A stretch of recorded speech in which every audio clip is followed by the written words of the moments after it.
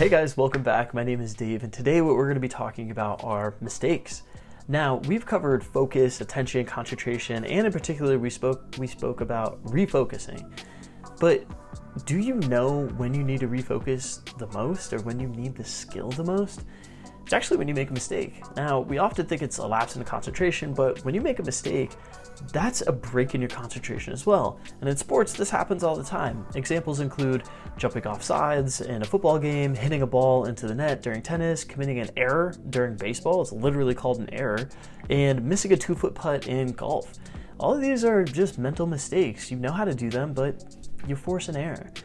It's weird because these lapses in concentration happen when we're particularly concentrated. Now, you might be thinking, Coach Dave, what do you mean by that? Well, let me tell you that you're focused as, for an example, a defensive lineman on getting to the quarterback and sacking him. That's all you really care about. You're so concentrated on that you sometimes jump off sides when you aren't supposed to. That's an error. Or in tennis, when you're so wrapped up in scoring a point and you're wrapped up in a volley that's going back and forth and it's getting intense, that you take a somewhat risky shot and it hits right into the net. These mistakes happen when we're concentrated, but we're often concentrated or focused on the wrong thing. Now, let's take a step back and refocus, if I can use that terminology, on mistakes. Now, mistakes happen, but it's how we respond to them that makes the difference. And you probably have heard this before. Myself or Trevor or maybe another coach have said this to you. It's all about how you respond. But we can really dumb down how we respond in two distinct ways. The first way is we could have an emotional reaction. Now, you kind of know this to be true, whether it's being angry or yelling or being frustrated, but primarily when it's a mistake that happens, it's not a positive reaction that kind of occurs. The second way is we respond by analyzing what we've done, by that taking a positive action actually, which is awesome. So if there's a lapse in concentration or we miss something, this could look like a swing in golf or a swing in tennis to kind of correct yourself, but it's a correctional cue based off of the mistake. Now, this is obvious when we respond in a more productive way versus a non-productive way. Now, this is what I'll say. Having an emotional reaction to something doesn't mean that you don't care. It shows how much a mistake can actually affect you.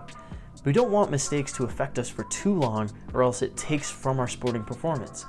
That's why we need to take charge when it comes to our focus and our attention and shift our concentration in ways that are a lot more productive for us.